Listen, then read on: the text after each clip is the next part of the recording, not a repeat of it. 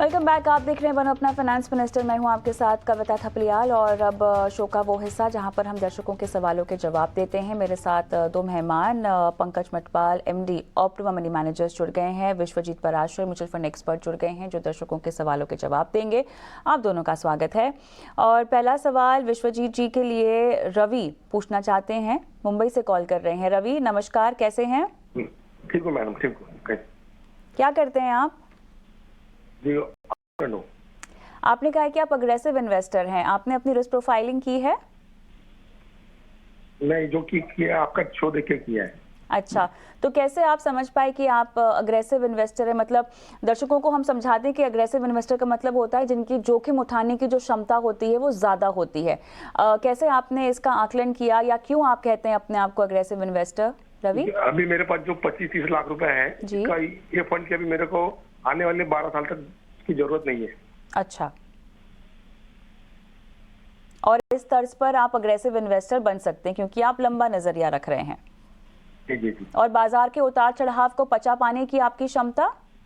जी, पिछले 10 साल से हूँ मार्केट में, म्यूचुअल फंड में थोड़ा कर रहा हूँ। अच्छा, बहुत बढ़िया। आप 10 साल से हैं तो आपके पास एक पोर्टफोलियो तो होगा ही ना? वो 2-3 बार रिव्यू किया था तो बेच दिया। अच्छा, तो ये नया निवेश है 25 लाख का? हाँ, ये 3 साल से कर रहा हूँ अभी फिलहाल। 3 साल से कर रहे हैं जी। तो ये ऑलरेडी किया हुआ है? नहीं, अभी 27,000 3 साल से है। हाँ, बाकी तो छोटा मोटा चल रहा था। चलिए विश्वजीत जी, 25 लाख रुपए डालने हैं और 10 से 12 साल में इसी निवेश से ये 1 करोड़ रुपए कमाना चाहते हैं।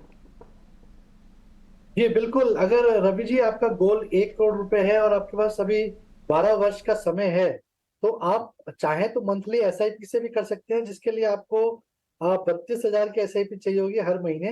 लेकिन आपने बताया कि आपके पास 25 लाख रुपए है, तो मेरी सलाह ये रहेगी कि आप 25 लाख एक मुश्त निवेश ना करें।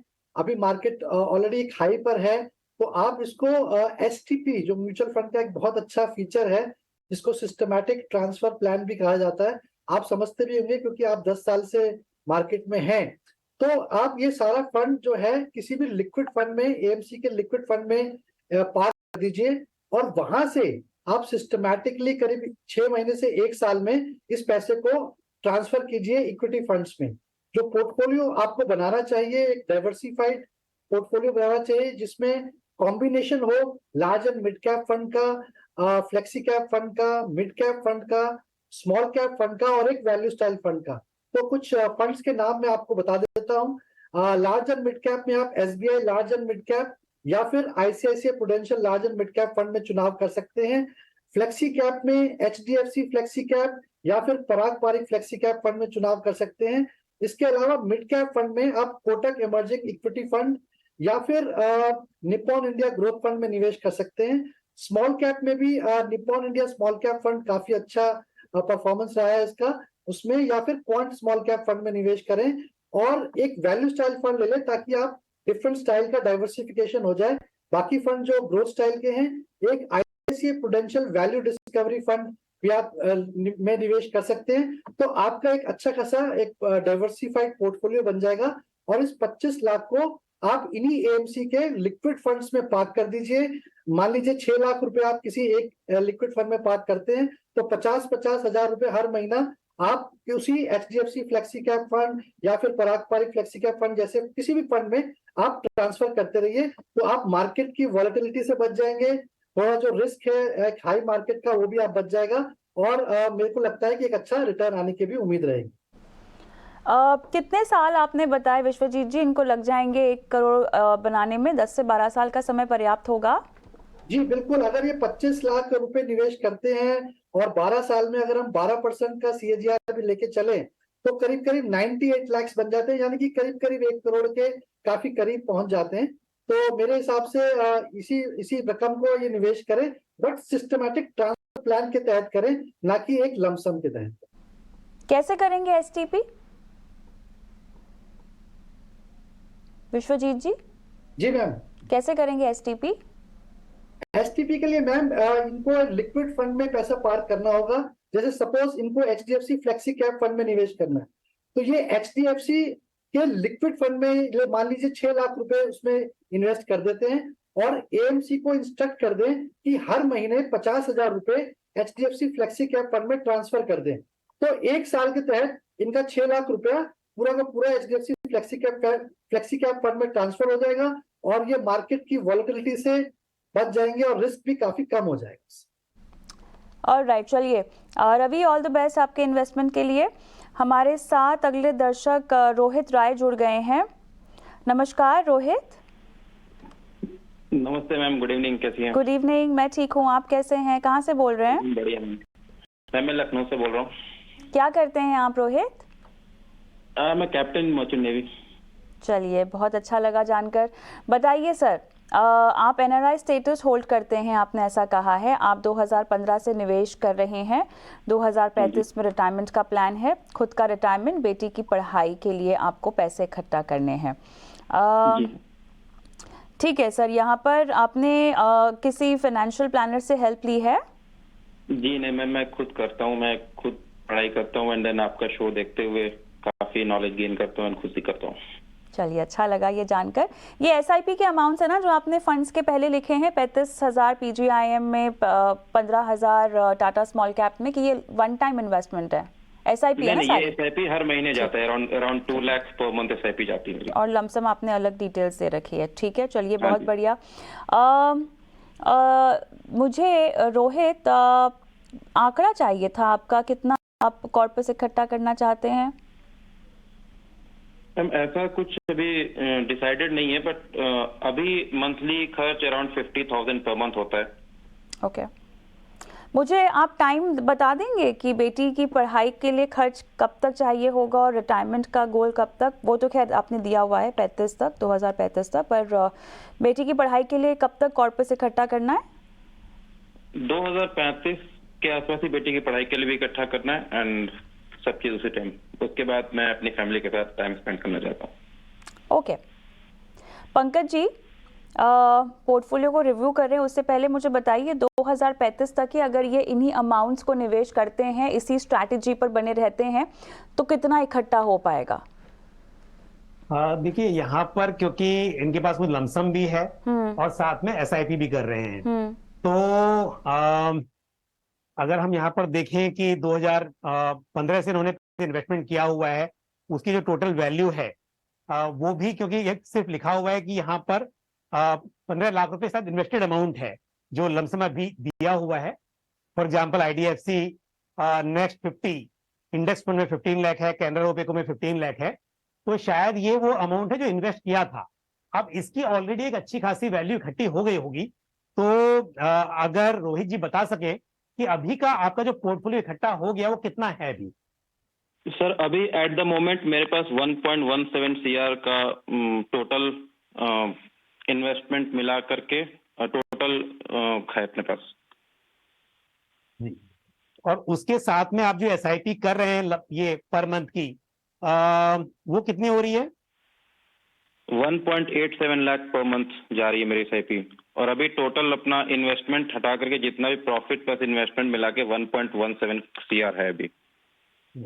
अब देखिए यहाँ पर कि अगर हम बात करें 2023 से लेकर 35 तक, तो अपने पास 12 साल ये मान लीजिए आप, तो 12 साल में आपका पैसा करीब 3 गुना हो जाएगा जो लमसम अमाउंट है, प्लस जो एसआईपी है उसके हिसाब से भी बात करें तो लगभग आप मतलब अगर आपने कहा 1 लाख की एसआईपी, हाँ, तो उसका आप प्लस पकड़ लीजिए 10 साल में आपके पास करीब 15, क्योंकि अमाउंट काफी बिखरे हुए हैं, तो शायद मेरे हिसाब से मैं अगर राय दूं इसके ऊपर तो कैलकुलेशन शायद सही नहीं बैठेगी, तो उसके ऊपर मैं आपको नहीं बता पाऊंगा राइट नाउ, क्योंकि कैलकुलेशन करना मुश्किल होगा।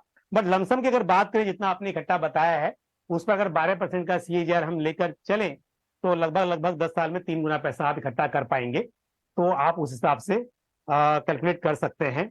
तो कविता थोड़ा सा यहाँ मुश्किल हो पाएगा क्योंकि अमाउंट बहुत सारे स्कीम्स में है, लेते हैं तो टोटल करना और उसको कैलकुलेट कर पाना जी विदाउट कैलकुलेटर थोड़ा मुश्किल हो जाएगा।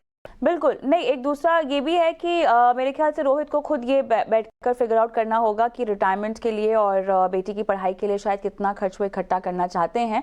बहरहाल फंड्स के सिलेक्शन पर मैं चाहती हूँ कि आप इनको राय दे दीजिए।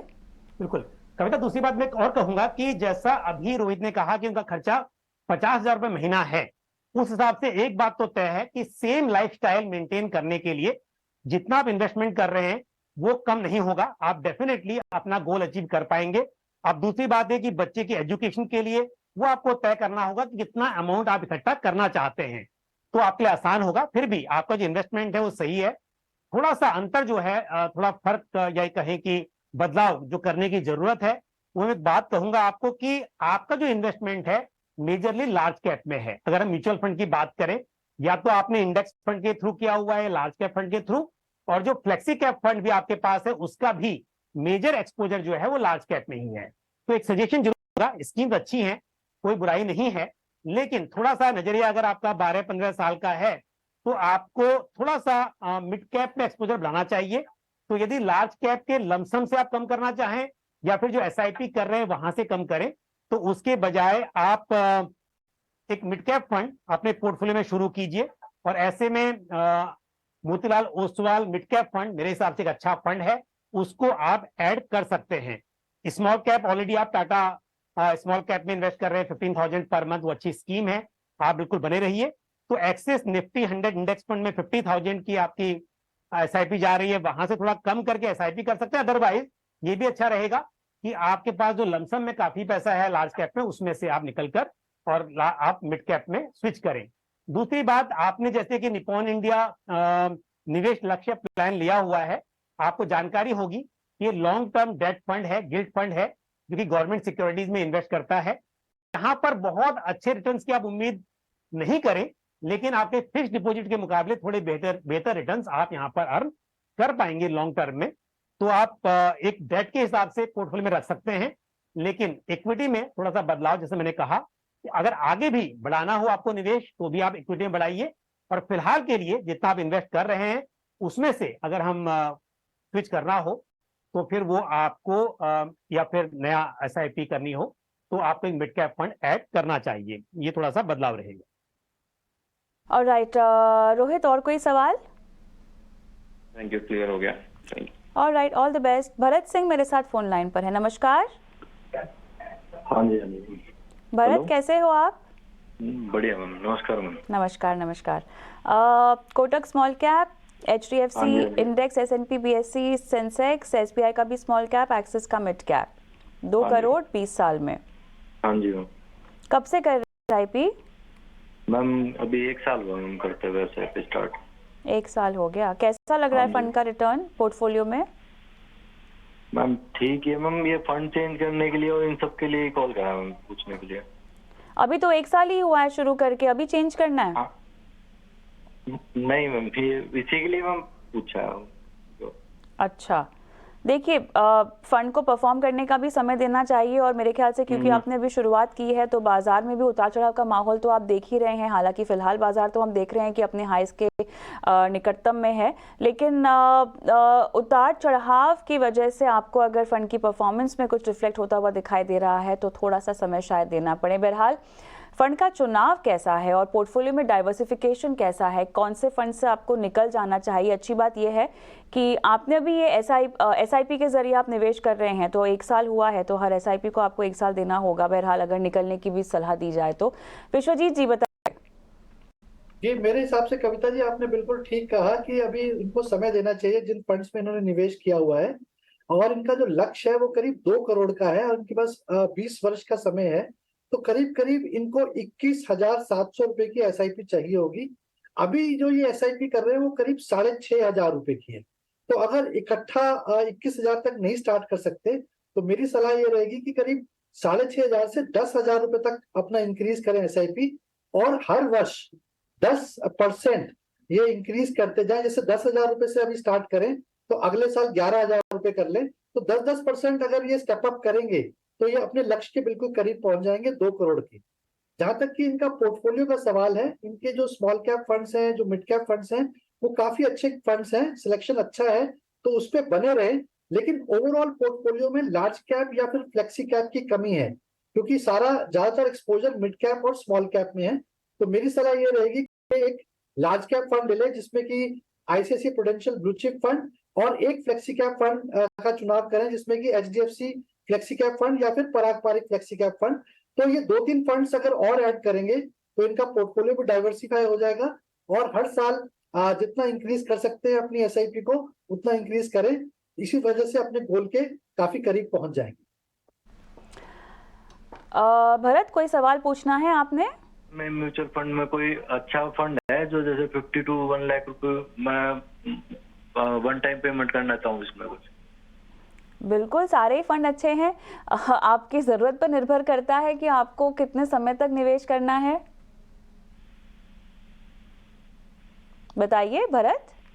हाँ जी मैम। कितने साल तक करेंगे इन्वेस्टमेंट? लमसम की बात करें, 1 लाख कहा ना आपने? हाँ जी, हाँ जी। वो मैम मैं 120 ईयर के लिए मतलब जैसे वन टाइम पेमेंट करके छोड़ दूँ ऐसा कुछ। समझ गए। तो विश्वजीत जी, जो मौजूदा पोर्टफोलियो क्या उसी में ही विभाजित किया जा सकता है 1 लाख को? जी बिल्कुल कविता जी, जैसे मैंने बताया कि इनको एक लार्ज कैप और एक फ्लेक्सी कैप फंड की कमी है इनके पोर्टफोलियो में, क्योंकि इनका सारा पोर्टफोलियो में मिड कैप और स्मॉल कैप में है।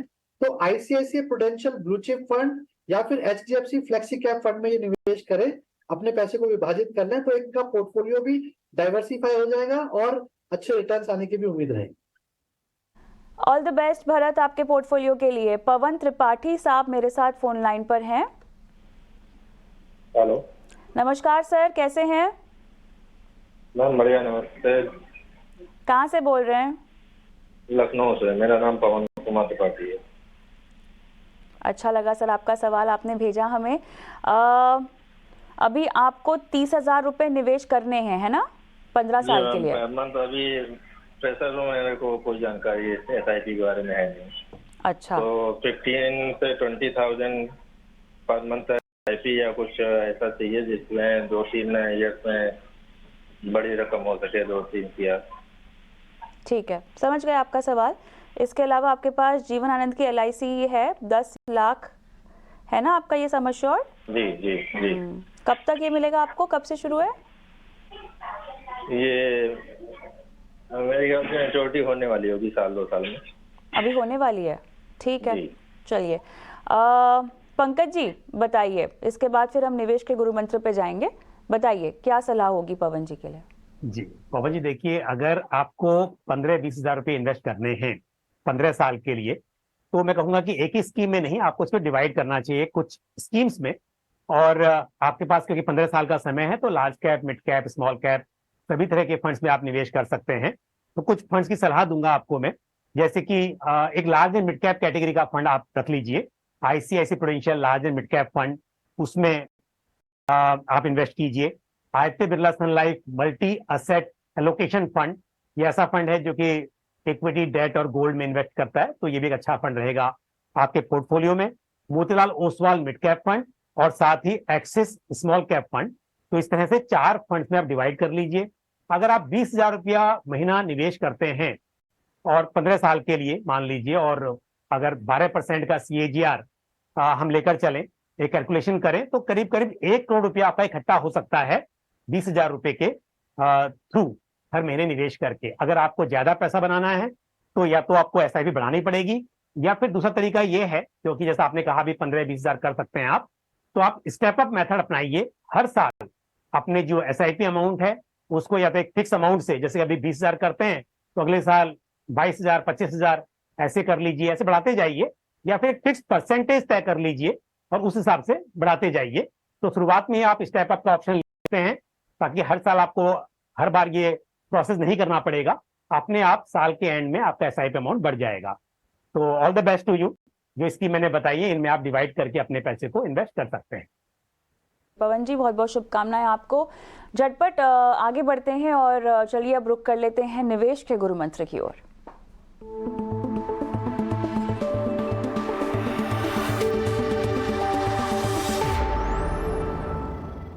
विश्वजीत जी बताइए आपका गुरु मंत्र क्या है आज के लिए? जी बिल्कुल कविता जी, गुरु मंत्र है don't get panicked bye market volatility. और अगर आप देखें तो कल IPL मैच का फाइनल हुआ है और हमारे देश में काफी क्रेज है क्रिकेट का, एक रिलीजन की तरह है। तो कुछ वहां से सीखा जा सकता है कि मैच की आखिरी गेंद तक फैसला होता है, और जो प्लेयर्स खेल रहे होते हैं वो अपना कितना कूल और काम रहते हैं जब तक कि लास्ट बॉल तक नहीं हो जाती है, और वो बिल्कुल डिस्ट्रैक्ट नहीं होते हैं, किसी प्रेशर में नहीं आते हैं। तो एक निवेशक को भी यही सीखना चाहिए कि जब तक कि आपका गोल अचीव ना हो जाए, आप डिस्ट्रैक्ट ना हो मार्केट के उतार चढ़ाव से, अपनी एसआईपी ना रोकिए। अगर मार्केट थोड़ी डाउनफॉल हो जाता है तो अपने गोल के लिए बिल्कुल फोकस्ड रहें और स्टे इन्वेस्टेड रहें। पंकज जी। कविता, कई बार क्या होता है कि कोई स्कीम कुछ समय के लिए परफॉर्म नहीं करती है और इन्वेस्टर्स अक्सर सवाल पूछते हैं कि क्या मुझे स्विच कर देना चाहिए। तो क्या होता है कि हर फंड हाउस का अपना एक स्टाइल होता है, फंड मैनेजर्स का अपना स्टाइल होता है, और मेनली अगर हम दो स्टाइल की बात करें इन्वेस्टमेंट में, तो ग्रोथ स्टाइल और वैल्यू स्टाइल काफी पॉपुलर हैं। अब यहाँ पर ये होता है कि कुछ समय जैसे हमने देखा कि कोविड के बाद में जो वैल्यू स्टाइल है वो बेटर परफॉर्म कर पाया, वो स्टाइल ने मतलब ग्रोथ स्टाइल को आउट परफॉर्म किया। और ऐसे में सवाल बहुत आ रहे हैं ऐसे कि क्या मुझे स्कीम से स्विच कर देना चाहिए।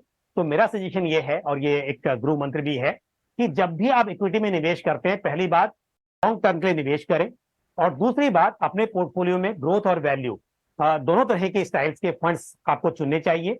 किसी फंड हाउस का आपने अगर एक स्कीम चुनी हुई है, दूसरे फंड हाउस की दूसरी स्कीम चुनी हुई है, तो इस तरह से आपके पोर्टफोलियो में हर तरह के स्टाइल भी होने चाहिए, ताकि इस तरह का सवाल ना हो कि अभी क्या यहां से स्विच करके कहीं और स्विच करें। दूसरी बात, कुछ समय हो सकता है कि एक मार्केट के बीच, मतलब जिस तरह की मार्केट में सिचुएशन है वहां पर स्टाइल काम ना कर रहा हो, लेकिन आप बने रहेंगे और लंबा आपका नजरिया होगा, धैर्य होगा, तो डेफिनेटली आपको लॉन्ग टर्म में सभी स्टाइल में अच्छे रिटर्न्स मिलने की उम्मीद रहेगी।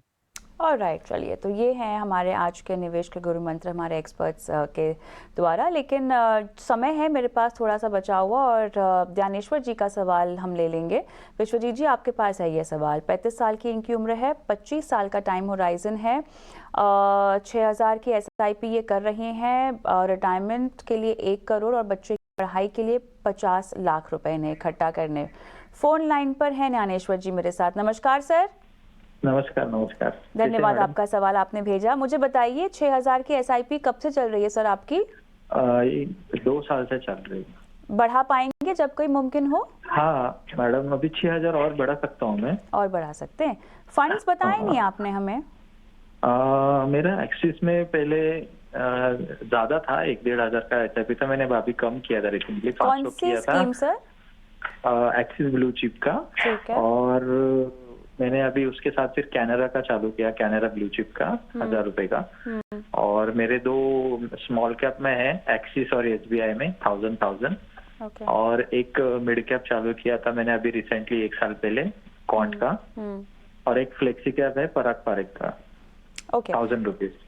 चलिए, तो 6000 का मेरा चालू है। बट मुझे एक्चुअली थोड़ा अभी ऐसा लग रहा है कि एक्सिस का परफॉर्मेंस वगैरह का है। 2 ब्लू चिप है आपके पास, 2 स्मॉल कैप है ना? हाँ, 2 ब्लू चिप, 2 स्मॉल कैप और 1 फ्लेक्सी कैप। हाँ। चलिए, ठीक है। मिड कैप है और 1 मिड कैप है। ये डिटेल्स आपको वैसे देनी चाहिए थी हमें व्हाट्सएप पर। बहरहाल जितनी जानकारी है उसी के तहत विश्वजीत जी बताइए। विश्व जी ने 2 गोल सेट किए हैं, एक रिटायरमेंट के लिए और एक उनके बच्चों की पढ़ाई के लिए। तो उसमें 25 साल का पीरियड रखा है उन्होंने। तो मेरे हिसाब से अगर जो 1 करोड़ का गोल है, वो अगर केवल 6000 की SIP भी कंटिन्यू रखेंगे 25 साल, तो उनका गोल आराम से अचीव हो जाएगा। 12% का CAGR अगर हम लेके चलते हैं। और दोनों ही गोल्स को सेपरेट रखना चाहिए। 6000 की SIP आप रिटायरमेंट के लिए अलग रखिए। जो बच्चों की पढ़ाई है वो गोल, मुझे लगता है कि मैंने 15 साल का पीरियड लिया है, हालांकि आपने इसमें डिफाइन नहीं किया था। तो 15 साल का पीरियड भी लेके चलते हैं तो करीब करीब 10,500 की SIP आपको और स्टार्ट करनी पड़ेगी, ताकि आप 50 लाख के लक्ष्य तक पहुंच पाए।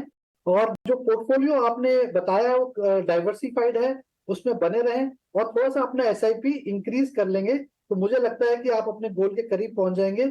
और इस बात का जरूर ध्यान दें कि जो आपने गोल बनाया है, आपने उसमें इन्फ्लेशन को कंसिडर किया हुआ है, क्योंकि हो सकता है 1 करोड़ की वैल्यू आज के 20 साल बाद केवल 35 लाख की रह जाए।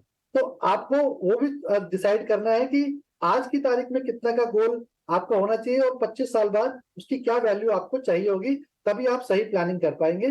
बहरहाल आपका जो पोर्टफोलियो है वो ठीक है, उस पर बने रहें और थोड़ी सी SIP अलग रखें और दोनों गोल्स को सेपरेटली ट्रैक करें। ऑलराइट, ज्ञानेश्वर जी बहुत बहुत धन्यवाद, आपने अपना सवाल हमें भेजा। और इसी के साथ पंकज जी आपका, विश्वजीत जी आपका, शो को समाप्त करते हैं। धन्यवाद आपका शो पर शिरकत की और दर्शकों के सवालों के जवाब दिए। मुझे भी इजाज़त दें, जाते जाते हमारा व्हाट्सएप नंबर आपकी स्क्रीन पर है, साथ ही यूट्यूब पर भी अपने सवाल हम पहुँचा सकते हैं। कमेंट बॉक्स पर अपने सवाल डालिए, हम शो में आपके सवालों को शामिल करेंगे। नमस्कार।